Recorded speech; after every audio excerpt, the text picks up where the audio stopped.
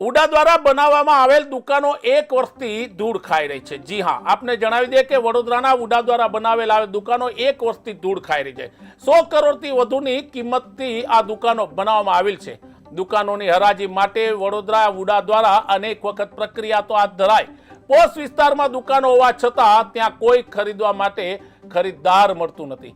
દુકાનોની કિંમત બજાર ભાવે હોવાથી લોકોને ભારે મોંઘી પડી રહી છે।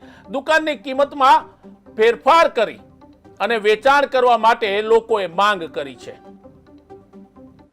દ્વારા છેલ્લા 2-3 વર્ષથી આ પીએમ આવાસ યોજના હેઠળ અર્બન 4 એવા કેટલાય આવાસ યોજના બન્યા છે, પણ જે જનરલમાં જે દુકાનો બની છે પૂર્વ, પશ્ચિમ, ઉત્તર, દક્ષિણ એરિયામાં, એમાં જે કિંમતો છે હાઈ લેવલની, એવી જ કિંમત આ ઉડા દ્વારા જે દુકાનો બનાવવામાં આવી છે એની રાખવામાં આવી છે।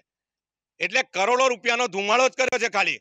ઉડા દ્વારા જે પણ શોપિંગ બનાવવામાં આવેલ છે દુકાનો, એને કઈ અમુક કન્ડિશન કે એનું રીઝન હોવાથી એ લોકો આપતા નથી અને દુકાનો આમને આમ પડી રહેવાથી એનો રિપેરિંગનો ખર્ચો ઘણો માથે પડે છે પછી ઘણા ટાઈમ પછી।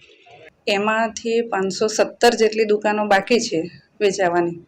તે પૈકી 124 જેટલી દુકાનોનું વેલ્યુએશન થયેલું હતું, જેનું હરાજી કરવામાં આવી। એ હરાજી દરમિયાન જે ટેન્ડરો મળ્યા એ ટેન્ડરોમાંથી જે વેલિડ હતા એવા 6 દુકાનો ફાળવી શકાય છે। ફાળવેલી દુકાનો 6 અને બાકીની છે, હવે પછી હરાજીથી એ પ્રક્રિયા પૂર્ણ કરવામાં આવશે।